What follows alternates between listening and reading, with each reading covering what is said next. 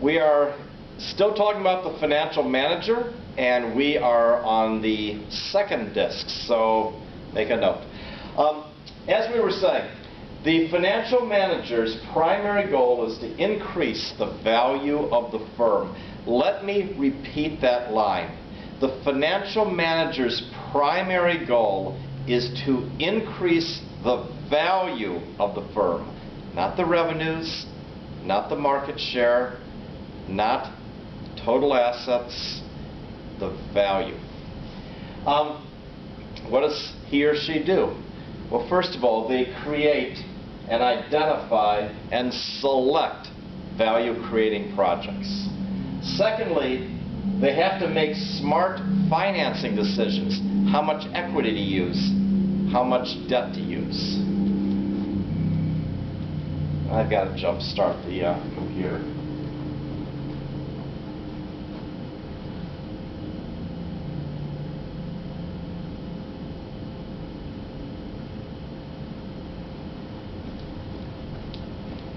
Isn't technology wonderful? Okay, we have got a very busy slide here. Top of the organization chart, you've got the board of directors. Underneath the board of directors, the chief executive officer. Beneath the chief executive officer, you've got the chief operating officer, also known as COO. Beneath the COO, the chief financial officer. This is the focal point for those of us taking finance. The chief financial officer is at the top of the pyramid. That individual has the treasurer reporting to him or her, also has the controller reporting to him or her. This is hypothetical. Different companies have different people reporting to the treasurer and the controller. In this instance, the treasurer has the cash manager reporting to her, has the credit manager reporting to her, has the capital expenditures people reporting to her, and even has the financial planning people underneath her. How about the controller? Well, he's got the tax manager, he's got financial accounting, he's got cost and operations, he also has data processing. So kind of a conglomerate of different activities. Treasurer is a little bit more visible to the public. Controller kind of in the back room behind closed doors. This next slide is very busy. My apologies. Okay, you've got a firm that decides to issue securities. Cash comes into the firm. That's the first point. Now, they invest in assets, might be current assets, might be fixed assets, but they use the cash for something. If it's a car manufacturer, they basically buy a 50-ton roll of coiled steel. 27 hours later, a finished car comes off the assembly line. So the raw material would be the first use of cash. After they've made something, you've got some cash flow that comes into the firm. Might be in the form of cash, might be in accounts receivable. But in essence, some value is coming into the firm because they've sold some inventory. What happens? Well, now that they've got cash, they're going to be paying the government for part of that, called taxes. After they pay the government, they're going to pay dividends, or they're going to have to pay some interest on debt. Whatever's left over will then be retained cash flows that get plowed into retained earnings. The value of the company begins to build, retained earnings goes up, they've got bigger equity, and we start the cycle all over again. Ultimately, the firm has to be generating cash. I have a phrase in my class that I use time and time again: cash is king. And the company can only stay in business if it's generating cash. The cash flows from the firm have to exceed the cash outflows to other parties. So you want it to be a net cash generator.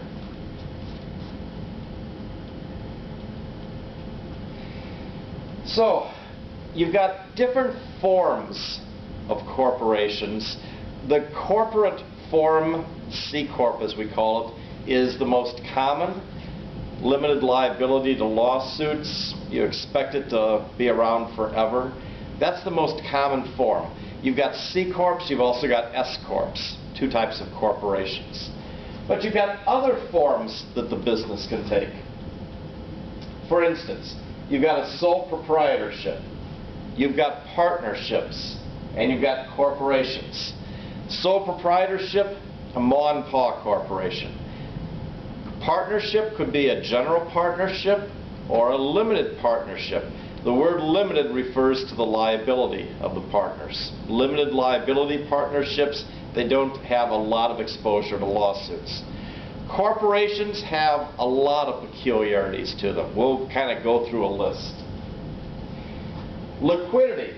Corporations can be the shares can easily be exchanged. You can buy and sell the shares on the market. Tremendous liquidity. How about a partnership? Well, they've got a lot of restrictions on selling the business, so they're not nearly as liquid. How about voting rights? You usually get one share for each share of stock. You know what? It would be better if I put this on, because you might actually hear me, and it's low battery. Okay, well, you know what? We'll wear this until the battery wears out. I hope you've been able to hear me the last few seconds.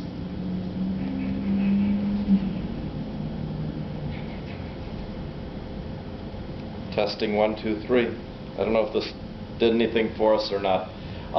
Okay. You've got voting rights. Usually you get one share and one vote for each share of stock. Not always the case. Tootsie Roll is a case in point. Tootsie Roll has an A class of shares and a B class of shares. A class doesn't have the same voting rights as the B class. So in essence, it's kind of weighted for one share. Voting rights in a case of a partnership, the general partner has a lot of control. The limited partners may have some voting rights or they may have none at all. You take a look at taxation. There's double taxation with corporations. That's not the case with the partners. The partners pay the taxes on all the distributions, and then those that get the distributions oftentimes are not paying or paying very limited taxes. Let's see how this double taxation system works. If I've got a corporation, my earnings before taxes, say that it's $50, and I'm in the let's say I'm in the 40% tax bracket. So 40% goes to taxes. So 40% of $50 would be $20, and so my net income is $30. Now, I'm a generous company, so I pay $5 in dividends. Leaves me $25 that I put into retained earnings. Now, there's one shareholder in this company. That shareholder receives all $5 of dividends. The shareholder is coincidentally also in the 40% tax bracket, very high tax bracket. And 40% of $5 would be $2.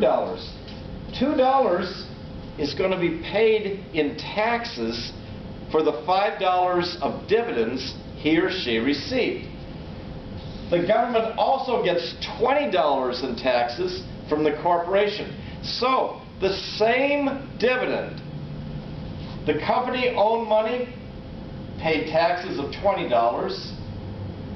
The shareholder got dividends that have already been taxed and has to pay $2 in taxes. This is what we mean when we say that there's double taxation. The same money ends up being taxed twice. What about reinvestment and dividend payout? Well, there's a lot of latitude with a corporation. With a partnership, all the net cash flows go to the partners. Liability, corporations have limited liability. With the advent of Sarbanes-Oxley, it's not totally limited. The chief executive officer and the chief financial officer will sign off that there's no fraud taking place. If it's found that there is fraud, they can be personally liable. So that's a change in the past few years. In a partnership, the general partners may have unlimited liability, but the limited partners enjoy limited liability. And continuity, we expect the corporation to last forever and to be around forever. In the case of the partnership, it's got a limited life. So what's the goal of financial management? The correct goal is the last one, to maximize shareholder value. Nothing else is nearly as important. The company wants to maximize value. Here's the problem. We have an agency dilemma. The principal hires an agent to cover her interests. The stockholders hire managers to run the company. So, the principal in this case is the stockholder. That's the principal of the company. However, the agent is the chief financial officer and the treasurer and the controller. They are basically doing the day-to-day management of the company. But it's okay because everyone has the same goals, right? Well, not necessarily. That's the problem. There could be a conflict of interest between the two.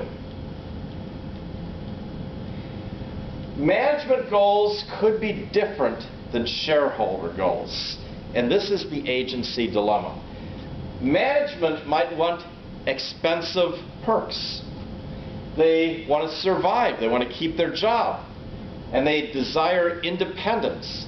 Well, that's all well and good, but increased growth and size are not necessarily equivalent to excess shareholder wealth. Let me give you a case in point. The company has taken a look at all the different ways it can make money, but the way it can make the most money and have the greatest value is basically to sell itself to a rival. You would say, well, that makes perfect sense. That's going to increase the cost or the price of the share to its maximum. But how about the managers? They're out of a job. So all of a sudden we've got a dilemma. If the managers do what's best to maximize the value of the company, they're giving up their jobs. So they might fight it. They might put in a poison pill to stop a hostile takeover attempt. They might do anything in their power to stop the takeover, even though it's the best way to maximize the value of the company. So how do we get around that? Well, simplistically, we manage the managers.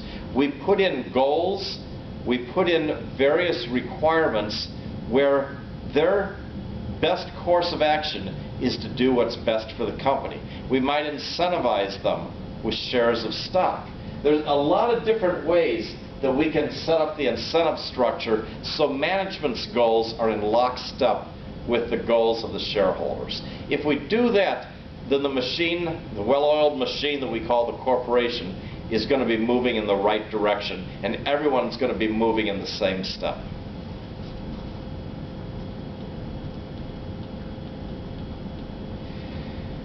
The first time that shares of stock are sold is called an initial public offering, an IPO. That's the only time that you have a primary market transaction for the securities.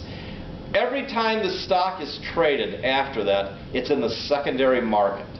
You may have heard of the secondary market. It goes by names like the New York Stock Exchange and NASDAQ, but that's the secondary market. Vast majority of transactions are not primary market transactions. They're actually the exception to the rule. The vast majority are in the secondary market. And this basically says what I just said, so we won't belabor the point.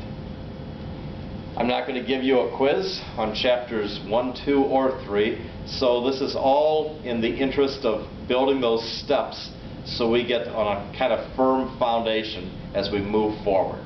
This is the end of the second half of Chapter 1. Our next get-together will be for Chapter 2.